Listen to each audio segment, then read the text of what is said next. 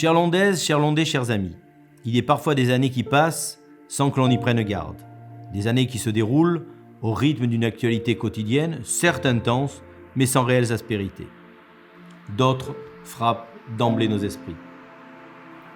À n'en pas douter, depuis presque 2 ans, nous vivons des moments réellement inédits, tant la crise liée au Covid-19 nous a mis face à des défis historiques.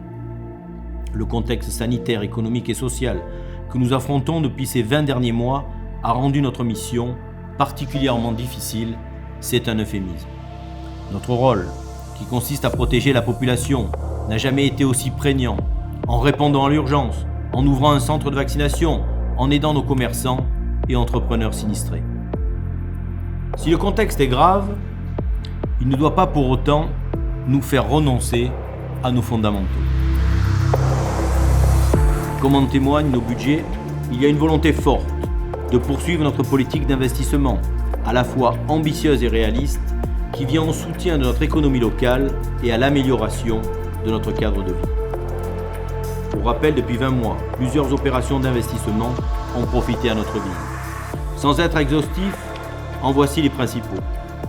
Il y a eu les réfections des rues de Bâle, Colombin et Arbousier, des rues de la Paix, de la Salle des Fêtes, du boulevard du Corail, du lotissement des Acacias, des trottoirs de la baie des Îles et de la route de l'Argentière, et bien évidemment l'avenue Albert-Roux qui, incontestablement, transforme notre centre-ville. Il y a eu encore l'ouverture de la nouvelle crèche et du relais des assistantes maternelles, l'achat et l'aménagement de la maison des associations. Notre système de vidéoprotection a été étendu. La cuisine de l'école Jean Jaurès et la charpente du stade Vitria ont bénéficié de travaux bien nécessaires. Et nous avons encore continué à embellir nos espaces verts avec la plantation de 900 arbres supplémentaires. Le travail de notre équipe municipale ne se réduit pas à gérer uniquement le quotidien d'une ville. Il consiste aussi, et je dirais même peut-être avant tout, à anticiper l'avenir.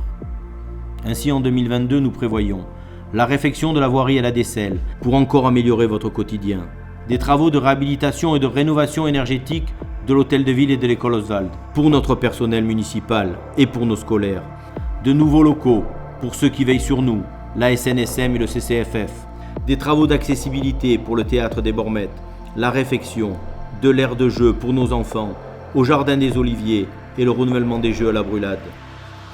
2022 nous réserve aussi quelques belles surprises que nous aurons le plaisir de vous dévoiler en temps voulu.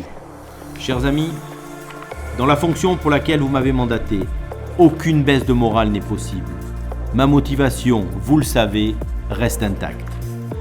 Avec mon équipe, nous aborderons les mois à venir avec une énergie positive pour contribuer à nous en sortir collectivement, pour continuer à faire de la Londe bien plus qu'une communauté d'âmes, bien plus qu'une ville, mais bien, en réalité, vous le savez, la plus belle commune du Var.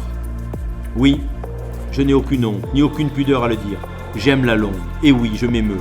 Quand elle rit, quand elle pleure, quand elle se transforme, quand elle se montre généreuse, ou encore quand elle est brillante. Je me réjouis de cette énergie positive qui nous pousse à vouloir toujours mieux pour chacun d'entre vous. Que 2022 vous soit douce et merveilleuse. Que 2022 nous donne la santé, l'énergie pour être en capacité de surmonter les épreuves que la vie nous impose et de l'ardeur pour rallumer les étoiles comme nous y invite Guillaume Apollinaire. Bonne année à tous. Vive la Londe.